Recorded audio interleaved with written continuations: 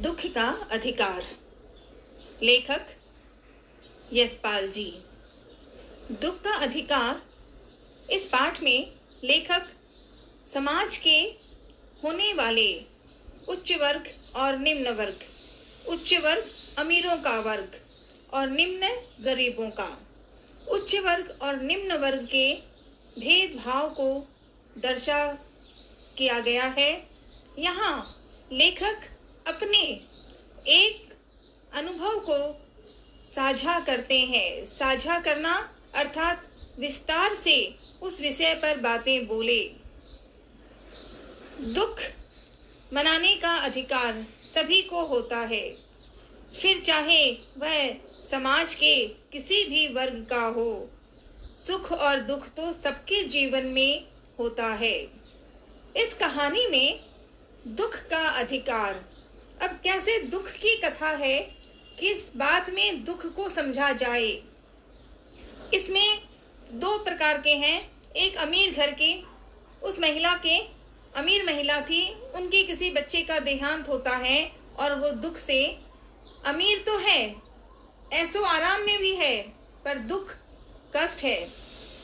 समय बीतता गया पर दुख उसके दिल में लोगों के मौत के लिए था। वहीं दूसरी तरफ वो बूढ़ी माता सी, उनके जीवन की कथा। गरीबी, एकदम भिखारी सा जीवन, भोजन भी पूर्ण रूप से प्राप्त नहीं हो सकता। उनका एक बेटा भगवान, उसका नाम ही है भगवान। वो भगवान साथ हैं, पर जीवन में गरीबी से कष्ट उनके पास भरा हुआ था। ऐसा भरा हुआ कि हर बात पर रोना, भूख के समय पूरी तरह से भोजन भी प्राप्त ना हो, ऐसी गरीबी। फिर भी जीवन गुजर रहे थे। अचानक वो भगवान नाम का जो बेटा था, 30-32 साल की, उनको एक दिन ऐसी कुछ घटना हुई कि उनके साथ मृत्यु हो जाती है। और उस मृत्यु से वो बूढ़ी माँ, उनकी बहू और बच्चे, उनकी हालत, जो उनकी बहू थी, भगवान की मृत्यु जब हुई तो उसके बाद वो दुख से या बीमार से घटने लग गई, बहुत बुरी तरह बीमारी। बच्चे रो रहे हैं। भगवान के, जो भगवान नाम का पुत्र था, उसकी मृत्यु हुई तो दुख उस माँ के दिल में बहुत गहरी से लगी हुई है। लेकिन उस दुख में भी वो रो भी रही हैं, भगवान को याद कर कर के रो रही हैं, भगवान नामक अपने बेटे को। लेकिन वो छोटे बच्चों को भूखे रोते देखती है तो वो बाजार तक पहुंच जाती है। क्या करना है, कैसे करना है। वो घटे हुए पुराने से कपड़े जो पहनी थी, कुर्ते को, उसे खींच खींच कर आंखों में छुपा रही है। लेकिन हर किसी को दिख रही थी कि क्या हो रहा है।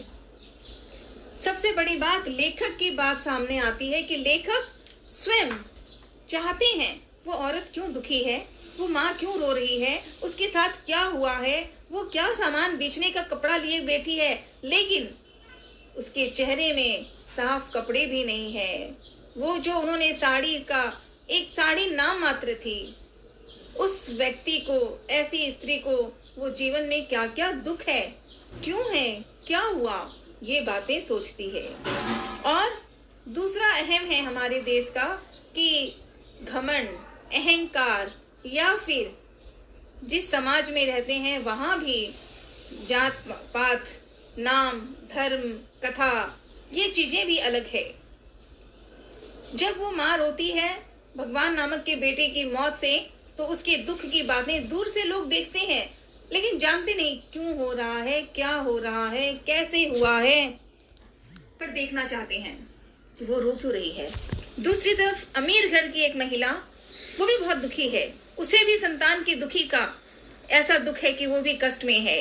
लेकिन अंतर है, अमीर घर में दुख की घटना जब हुई है, तकलीफ जो हुई है, तो उन्हें दुख, वो महलों में सजे हुए, महलों में लोगों के साथ होकर बार बार अपना दुख प्रकट करते हैं, उन्हें बताना चाहते हैं, उनसे कोशिश करते हैं उन्हें दुख से मिटाए।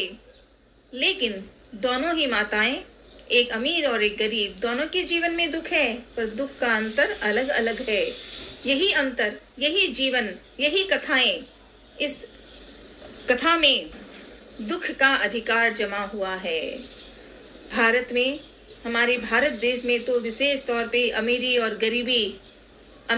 गरीबी का जो रूप है वो किस प्रकार नए नए रूप में नए नए लोगों के साथ सुख दुख होता है और अंतर भी अलग होता है। दुख का रोना अलग है और अमीरी का रोना अलग है।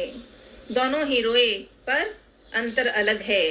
इस कहानी में यशपाल जी ने बड़े सुंदर तरीके से सत्य घटनाओं को, ये वास्तव में सत्य घटना है कि ये सुख दुख का जीवन भारत में फैला हुआ था, है और वर्तमान में भी ये सुख और दुख की घटना, ये अमीरी और गरीबी की कथा आज भी सामने हो रही है। यही है आज की इस कहानी में। ये संक्षेप में सिर्फ भाव बोले हैं। पूरे शब्दों को पढ़ने के बाद पुनः सुनने पर मानो दुख का अधिकार कौन कौन है, कौन कौन थे, कौन कौन होंगे, ये सारी बातें इसमें सामने आएंगी। फिर से दुख का अधिकार कहानी से जुड़े प्रश्न उत्तर करेंगे।